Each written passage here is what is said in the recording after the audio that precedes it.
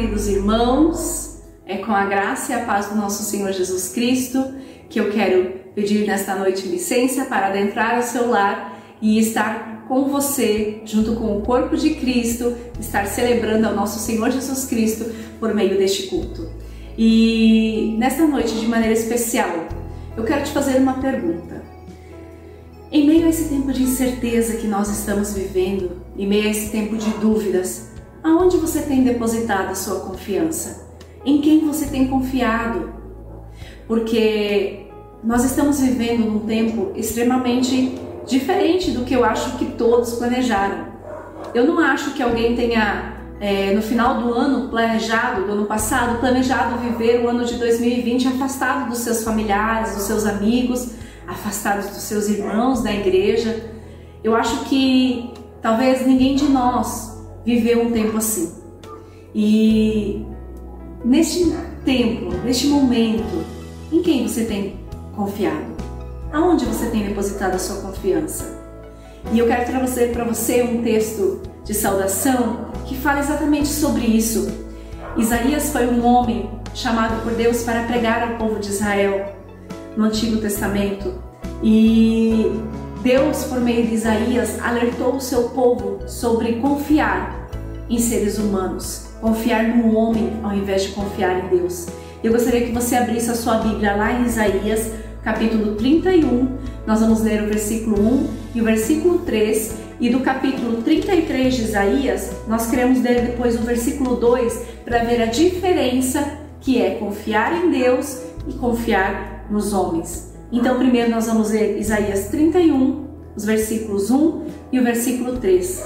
E diz assim o texto: Que aflição espera os que buscam a ajuda do Egito, os que confiam em seus cavalos, carros e cavaleiros e dependem da força de exércitos humanos, em vez de olhar para o Senhor, o Santo de Israel.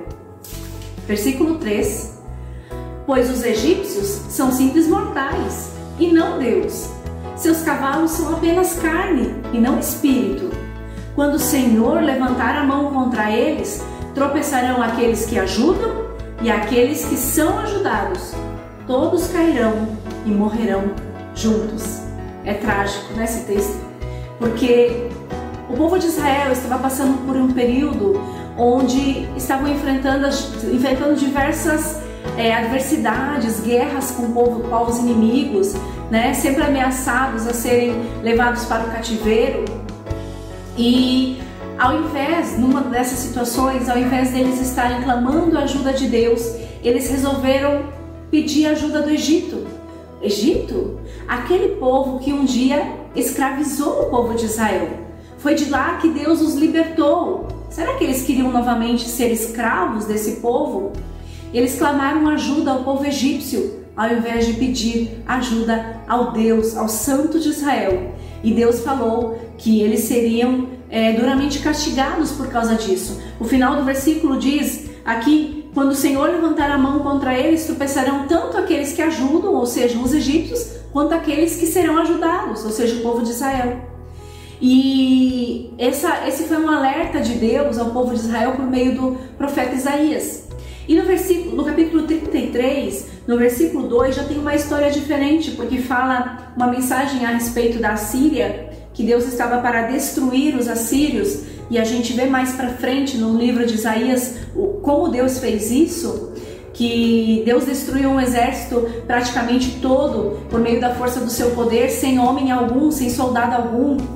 E aqui no versículo 2 diz, já é um texto diferente, já é uma maneira diferente de enxergar. Diz assim: mas tem misericórdia de nós, Senhor, porque esperamos em Ti. Sê o nosso braço forte a cada dia, a nossa salvação em tempos de angústia.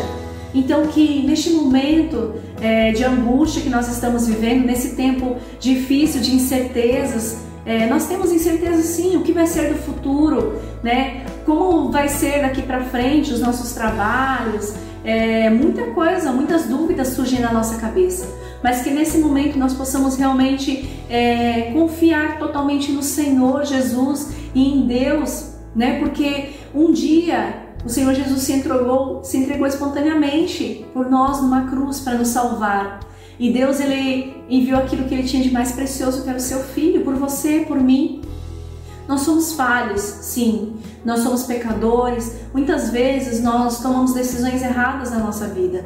Mas que neste momento nós possamos tomar a decisão mais acertada das nossas vidas, que é confiar, que é colocar toda a nossa esperança, toda a nossa confiança em Deus, que é realmente o Santo de Israel, o Senhor, né? Então, que neste momento você possa realmente depositar toda a sua confiança em Deus. E nós queremos neste momento realmente curvar as nossas cabeças, fechar os nossos olhos e clamar a esse Deus, agradecer a Ele pelas bênçãos que Ele tem derramado, pelo seu cuidado por cada um de nós. Nós vemos testemunhos dos irmãos de quanto Deus tem cuidado, né, nos grupos de WhatsApp, o quanto Deus tem cuidado e o quanto a gente tem clamado realmente como irmãos, uns pela vida dos outros, e Deus tem feito diversas maravilhas, né? Então que nós possamos realmente curvar nossas cabeças e agradecer ao Senhor Deus neste momento. Querido amado Deus, nós queremos te louvar e agradecer, porque Tu és realmente o Santo de Israel, o Deus Todo-Poderoso, aquele para quem nada é impossível. Pai, nós queremos te pedir que o Senhor coloque no nosso coração cada dia mais o anseio de estar na Tua presença e que nós possamos confiar realmente, Senhor Jesus, e totalmente no Senhor, que nós possamos depositar no Senhor a nossa confiança, crendo que o Senhor é quem nos guarda, que é o Senhor quem nos cura, que é o Senhor quem nos liberta e principalmente que é o Senhor quem tem todo o poder para nos salvar. Pai, nós te louvamos e te agradecemos pelo Teu grande amor e cuidado que o Senhor tem para conosco, para com o nosso corpo, a nossa igreja, para com o Senhor Jesus, cada um dos membros queridos desta igreja, para, Senhor Jesus, as nossas famílias. O Senhor tem um cuidado tremendo para conosco. Muito obrigado, Deus, pelo Teu grande amor. Muito obrigado, Senhor Jesus, porque é o Senhor quem nos conduz, que é o Senhor quem nos direciona, que é o Senhor quem nos sustenta. Nós te louvamos e te agradecemos e ensina-nos, Senhor Jesus, a não confiar realmente em homens, a não confiar em coisas, em objetos, mas a depositar a nossa total confiança no Senhor. Em nome de Jesus é o que nós te pedimos e agradecemos. Amém.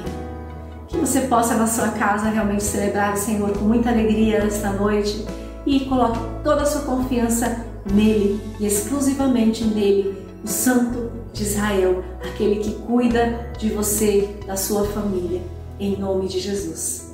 Amém. Olá, irmãos, graça e paz. Mais uma vez aqui eu estou para parabenizá-los, os aniversariantes dessa última semana do mês de junho e também os da primeira semana do mês de julho. E os aniversariantes são Alice Fernandes, Aline Fernandes, que fazem aniversário no dia 30 de junho, e também o Lucas Santana, faz aniversário no dia 2 de julho, a irmã Aida Luciene Rebouça Sampaio, que faz aniversário dia 4 de julho, e também a irmã Eliana Dias Delfino, que faz aniversário no dia 4 de julho. Deus abençoe vocês. Eu quero compartilhar um salmo e logo depois fazer uma oração por vocês. Eu quero compartilhar o Salmo 29, que diz assim, eu vou ler apenas alguns versículos, diz assim: tributai ao Senhor, filhos de Deus, tributai ao Senhor glória e força, tributai ao Senhor a glória devida ao seu nome, adorai o Senhor na beleza da santidade. Esse salmo é um salmo de Davi e o título dele é A Voz de Deus na Tempestade. E aqui ele fala para os filhos de Deus tributar ao Senhor a glória devida e tributar ao Senhor na santidade de Deus. Querido e querida, que Deus abençoe a sua vida e que você possa nesse novo ciclo tributar ao Senhor a glória devida ao nome dele, à santidade dele, porque ele é contigo nessa nova etapa da sua vida. Deus abençoe. Vamos ter um momento de oração e o meu desejo, pessoal, é que Deus abençoe a sua vida, a sua casa, a sua família, o seu ministério, em nome de Jesus. Vamos orar. Senhor Deus, em nome de Jesus, Abençoa a vida desse irmão, dessas irmãs. Que o Senhor, ó Deus, abençoe a casa, os projetos, a família, ó Deus, e que cada dia desse novo ciclo eles tributem ao Senhor glória devida ao seu nome e glória à sua santidade, Senhor Deus. Abençoa eles, ó Pai, em tudo o que forem fazer, porque a tua palavra diz que o Senhor tem pensamentos de bem e não de mal, para dar um fim que desejais. Abençoa, Senhor Deus, em nome de Jesus. Esse é o meu pedido, para tua honra e tua glória. Amém e amém. Deus abençoe você, sua casa e a sua família. És tu, única razão da minha adoração, ó Jesus. És tu, única esperança que anelo ter, ó Jesus. Confio em ti, fui ajudado, tua salvação tem me alegrado. Hoje há luz em meu coração, com meu canto te louvarei.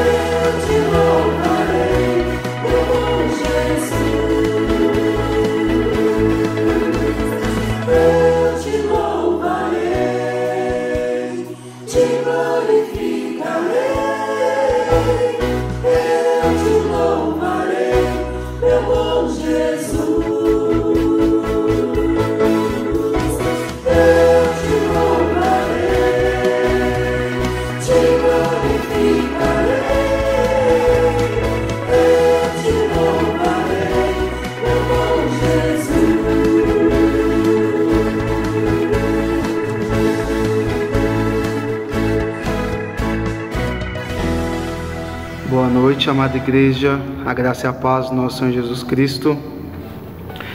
Teremos agora aqui um momento da oração intercessória, e que cada petição que os irmãos têm, já coloque isso diante de Deus, né? Teremos esse momento de poder clamar a Deus, de poder falar com Deus. E tem uma passagem, um versículo, né? Lá em 2 Crônicas, capítulo 7, versículo 14, diz assim: se o meu povo que se chama pelo meu nome se humilhar e orar e me buscar e se converter dos seus maus caminhos, então eu ouvirei dos céus, perdoarei os seus pecados e sararei a sua terra. Quando falhamos em alguma coisa e quando precisamos pedir perdão a Deus, o primordial disso tudo é o arrependimento verdadeiro no nosso coração. Deus, ele restaura todas as coisas, ainda mais em nós, e somos o povo de Deus. Meu irmão, minha irmã, nós somos o povo de Deus, somos seus filhos, e como Pai, ele nos corrige quando falhamos, mas também está com os braços abertos para sempre nos acolher, porque é o amor dele por nós, e diz que nada nos separará desse amor. Então, uma vida em Jesus Cristo, uma vida de fato em consagração a Deus, né? Ele sempre estará conosco, e não importa o momento, seja a tempestade que for, Deus está sempre ali para nos animar e nos proteger, e de saber que Ele é Deus sobre nossas vidas. Eu queria deixar esse momento de reflexão para os irmãos, e para que o Espírito Santo de Deus possa estar fluindo através da vida de cada um, e saiba que Deus é contigo. Agradecer também pela vida do irmão Carlos, né? Que esses dias estava na UTI, mas que até que Deus tem cuidado e tem guardado a vida do nosso irmão, e dos demais irmãos também que precisam de um alívio, na saúde também, que Deus possa estar restaurando em nome de Jesus. Vamos estar agora orando. Senhor Deus amado Pai, eu agradeço, Senhor Deus, pela sua igreja, agradeço, ó Pai, porque o Senhor tem cuidado de nós até aqui. Ó Deus, em nome de Jesus, cada oração, cada petição que foi colocada nesse livro, ó Pai, que o Senhor possa estar agindo conforme a sua vontade na vida dos irmãos.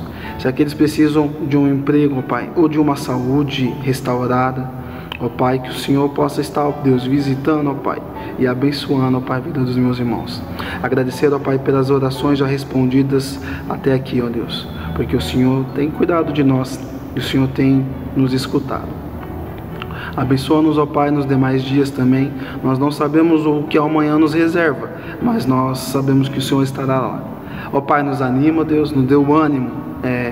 Que o Seu Espírito Santo, ó Pai, esteja direcionando, ó Pai, as nossas vidas, ó Pai, nesses momentos onde muitos têm desanimado, infelizmente, mas que o Senhor possa estar visitando também com o Seu Espírito Santo, ó Pai, a vida dos irmãos, e tocando o coração, para que eles possam saber que o Senhor ainda é Deus sobre a vida deles. Eu te agradeço, ó Pai, em nome de Jesus, e que todo o mal, Deus, que o inimigo tem lançado contra a sua igreja, contra as famílias, contra a liderança da igreja, contra os pastores também, Senhor Deus, contra as famílias pastorais também, caia por terra em nome de Jesus, porque ele não tem autoridade ou poder algum sobre a igreja de Cristo, ao qual nós fazemos parte, somos o corpo e Cristo é o cabeça. Obrigado, Senhor Jesus, por tudo que o Senhor já tem feito por nós, em nome de Jesus. Amém. Que Deus abençoe, fortaleça, proteja. Meu irmão, saiba que mesmo que as coisas estejam ruins, Deus é contigo. E sempre agradeça também a Ele. E nos momentos bons também, seja grato, de coração, porque até aqui o Senhor tem nos ajudado. Amém? Deus abençoe. Boa noite, a graça, a paz a todos. Mais uma semana, vamos iniciar com a graça e a bênção de Deus. Vamos prosseguir para o caminho que nos conduz para a maturidade cristã. Eu hoje quero compartilhar com os irmãos e gostaria de fazer uma pergunta, e também gostaria que analisassem a vida, o comportamento de vocês conforme a Bíblia nos ensina. Eu realmente acho não é fácil, porque o apóstolo Paulo fala e que muitos poetas se inspiraram nesse hino, o Salmo do Novo Testamento, que é o capítulo 13 de 1 Coríntios, que fala sobre o amor. E eu quero falar sobre o excelente caminho. O apóstolo Paulo começa dizendo assim: eu passo a mostrar-vos ainda um caminho sobremodo excelente. E ele começa a falar sobre o comportamento daquele que tem amor para a causa de Deus, amar o próximo e assim por diante. E ele começa no versículo 1: ainda que eu fale as línguas dos homens e dos anjos, se não tiver amor, serei como bronze que soa ou como o símbolo que retine. Ainda que eu tenha o dom de profetizar e conheça todos os mistérios e toda a ciência, ainda que eu tenha tamanha fé a ponto de transportar montes, se não tiver amor, nada serei. E ainda que eu distribua todos os meus bens entre os pobres, e ainda que entregue o meu próprio corpo para ser queimado, se não tiver amor, nada disso me aproveitará. Já fez o teste? O tamanho do teu amor? Você é capaz de suportar todas as coisas que a seguir diz? O amor é paciente, é benigno, o amor não arde em ciúmes, não se ufana, não se ensoberbece, não se conduz inconvenientemente, não procura os seus interesses, não se exaspera, não se ressente do mal, não se alegra com a injustiça, mas regozija-se com a verdade. Tudo sofre, tudo crê, tudo espera, tudo suporta. O amor jamais acaba, mas havendo profecias, desaparecerão. Havendo línguas, desaparecerão ou cessarão. Havendo ciência, passará. Na Bíblia, na linguagem de hoje, é muito interessante esses mesmos versículos. Diz no versículo 5: quem ama não é grosseiro nem egoísta, não fica irritado, nem guarda mágoas. Quem ama não é grosseiro, não é egoísta, não fica irritado, nem guarda mágoas. Já fez esse teste? Você tem essas qualidades não desejadas? Por exemplo, o egoísmo, a grosseria, mágoa, irritação. Como eu falei, não é fácil para um cristão ter essas qualidades, de não passar por essas tentações que muitas vezes pessoas nos incomodam e nós achamos que está tudo errado, mas o texto diz: quem ama não é grosseiro nem egoísta, não fica irritado, nem guarda mágoas. Quem ama não fica alegre quando alguém faz uma coisa errada. Não é a nossa tendência, quando alguém faz um erro, comete alguma coisa que nós não concordamos e a gente logo começa a criticar. E a Bíblia diz: quem ama não fica alegre quando alguém faz uma coisa errada. E também, quando alguém não acerta, a gente não deve se alegrar. Voltando à nossa tradução mais antiga, e que nós usamos muito no dia a dia, fala o que é o amor. O amor é paciente, é benigno, o amor não arde em ciúmes, não se ufana, não se ensoberbece, não se conduz inconvenientemente, não procura os seus interesses, não se exaspera, não se ressente do mal, não se alegra com a injustiça, mas regozija-se com a verdade. Tudo sofre, tudo crê, tudo espera, tudo se suporta. Esse versículo, tudo sofre, tudo crê, tudo espera, tudo suporta. O amor jamais acaba, mas havendo profecias, desaparecerão, havendo línguas, cessarão, havendo ciência, passará. Porque em parte conhecemos e em parte profetizamos.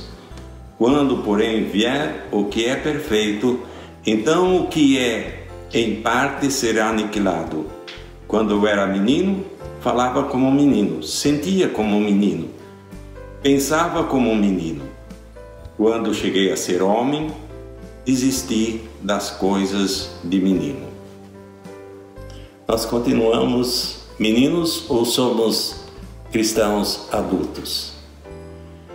Quando alguém nos ofende, como nós reagimos? Quando alguém nos dá um calote, como nós reagimos? É fácil? É fácil, no teste que você está fazendo agora, ser um cristão segundo aqui a palavra de Deus? Eu admito que não é fácil, mas nós precisamos procurar crescer, deixar de ser meninos e ser adultos. Porque agora vemos como em espelho, obscuramente, então veremos face a face. Agora conheço em parte, então conhecerei como também sou conhecido. Agora, pois, permanecem a fé, a esperança e o amor. Estes três, porém, o maior destes é o amor. Eu gostaria de falar um pouco sobre a fé. Quando nós falamos, nós cremos, eu tenho fé que essa pandemia vai passar logo, eu creio, né? Realmente, quanto você realmente a demonstra na tua atitude.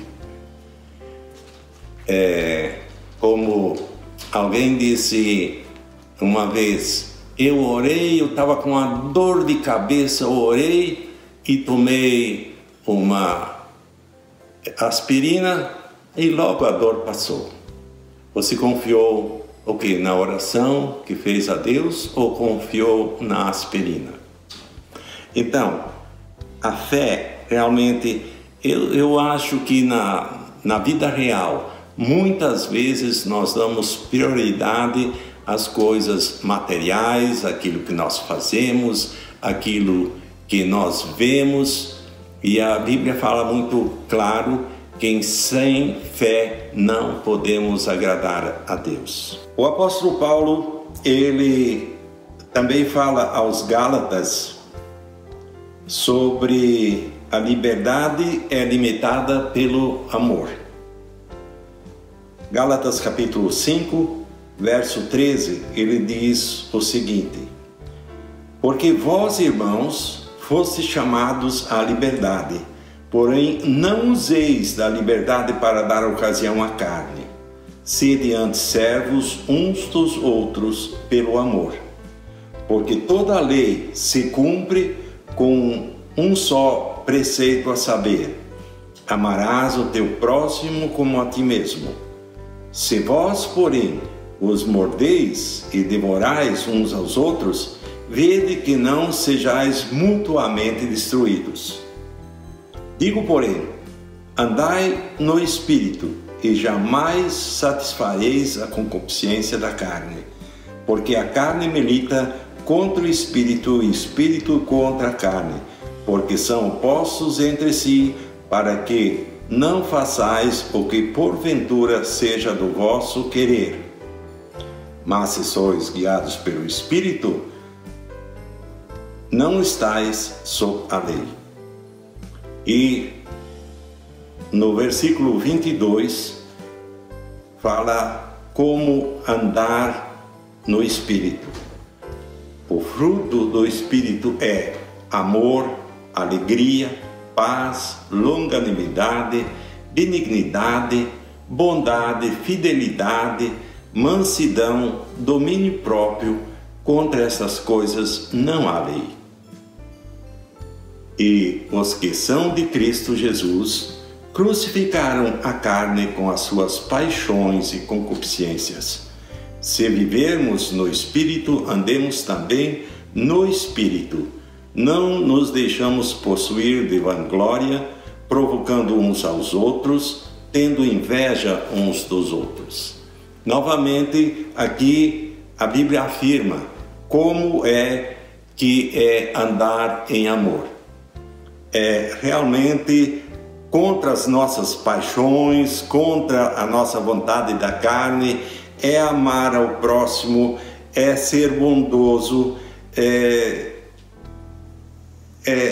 tudo o que realmente nós precisamos exercitar para ter essa alegria, paz dentro do nosso coração, para assim nós vivermos num verdadeiro amor para com Deus, para com o nosso próximo, pela causa de Deus, e exatamente ter a fé para prosseguir na nossa caminhada. Voltando a 1 Coríntios capítulo 13, depois de realmente o apóstolo dizer: se eu tivesse todas estas coisas, né? Se eu não tivesse amor, nada seria. E no versículo 13 do capítulo 13, ele termina dizendo: agora, pois, permanecem a fé, a esperança e o amor. Esses três, porém, o maior destes é o amor. O que permanece em nosso coração? Nós temos amor, fé, nós temos esperança. É claro, tudo caminha junto. A fé, a esperança, e quando nós temos estas coisas, nós aplicamos isso nas nossas atitudes. Vê o que Tiago fala em Tiago, capítulo 1, versos 5 ao 12.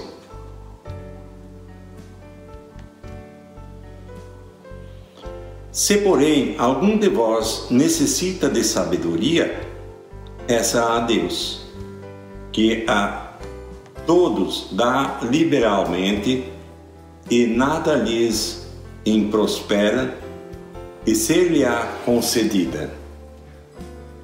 Peça, porém, com fé, em nada duvidando, pois o que duvida é semelhante à onda do mar, impelida e agitada pelo vento. Não suponha este homem que alcançará do Senhor alguma coisa. Homem de ânimo dobre, inconstante em todos os seus caminhos. O irmão, porém, de condição humilde, glorie-se na sua dignidade, e o rico na sua insignificância, porque ele passará como a flor da erva, porque o sol se levanta com seu ardente calor e a erva seca e sua flor cai, e desaparece a formosura do seu aspecto. Assim também se murchará o rico em seus caminhos. Bem-aventurado o homem que suporta com perseverança a provação, porque depois de ter sido aprovado, receberá a coroa da vida, a qual o Senhor prometeu aos que o amam. Ninguém, ao ser tentado, diga: eu sou tentado por Deus, porque Deus não pode ser tentado pelo mal, e Ele mesmo a ninguém tenta. Então, quando nós precisamos, nessa luta contra o coronavírus e contra muitas fake news que andam por aí, devemos pedir a sabedoria a Deus. Precisamos nos comportar segundo as exigências da lei, mas devemos ter fé que nós estamos sendo guiados pelo nosso Deus, que pode nos livrar, pode nos deixar também passar por provações. Mesmo assim, não devemos desistir de amar, de andar nos caminhos excelentes que nos conduz à vida eterna e nos dará a coroa da vida. Por isso, irmãos, ainda em Tiago, ele fala sobre a fé sem obras é morta. Diz assim: meus irmãos, qual é o proveito de alguém disser, se alguém disser que tem fé, mas não tiver obras, pode acaso semelhante fé salvá-lo? Se um irmão ou uma irmã estiverem carecidos de roupa e necessitados do alimento cotidiano, e qualquer dentre vós lhe disser: ide em paz, aquecei-vos e fartai-vos, sem contudo lhes dar o necessário para o corpo, qual é o proveito disso? Assim também a fé, se não tiver obras, por si só está morta. Mas alguém dirá: tu tens fé e eu tenho obras, mostra-me essa tua fé sem as obras, e eu com as obras te mostrarei a minha fé. Crês tu que Deus é um só? Fazes bem. Até os demônios creem e tremem. Queres, pois, ficar certo, o homem insensato, de que a fé sem obras é inoperante? Não foi por obras de Abraão, o nosso pai, foi justificado quando ofereceu sobre o altar o próprio filho, Isaque? Vês como a fé operava juntamente com as suas obras. Com efeito, foi pelas obras que a fé se consumou. Então, na avaliação, no teste sobre como você age na tua vida cristã, Você tem essas qualidades nas suas atitudes? As suas obras mostram o amor, mostram a fé, mostram a esperança que você tem na vida eterna, no teu galardão, aquilo que você espera receber ao terminar esses poucos anos sobre a terra? Vamos pensar nisso. Deus nos dá oportunidade quando tem épocas boas, parece que tudo vai ao nosso favor, está tudo bem e é fácil ser cristão, ou fácil cantar, fácil de estender a mão para alguém, mas quando chegam momentos difíceis, agora muitas coisas nos cortaram, por exemplo, de fazermos os cultos na nossa igreja, que nós amamos, gostamos de dar tapinha nas costas dos irmãos, receber os tapinhas, os abraços, isso é muito bonito, mas e quando chegam provações? Nós ainda continuamos a amar a Deus acima de todas as coisas, e também de nos comunicar com os nossos irmãos, nós temos hoje essa facilidade de ligar por WhatsApp, tudo tão fácil. Vamos fazer com as nossas obras, com aquilo que nós podemos demonstrar o nosso amor, a nossa fé, a nossa esperança. Eu realmente gostaria que nós analisássemos em que grau está o nosso comportamento para nós demonstrarmos essas qualidades que a Bíblia fala, o que o amor é, o que a fé é, o que a esperança é. Que Deus nos ajude e nos abençoe para pensarmos muito quando vem aquelas dificuldades e vem a raiva, vem o desgosto quando alguém nos ofende. Vamos pensar nisso. Como nós vamos reagir em momentos assim? Vamos exercitar o amor, a fé e a esperança. Que Deus nos abençoe.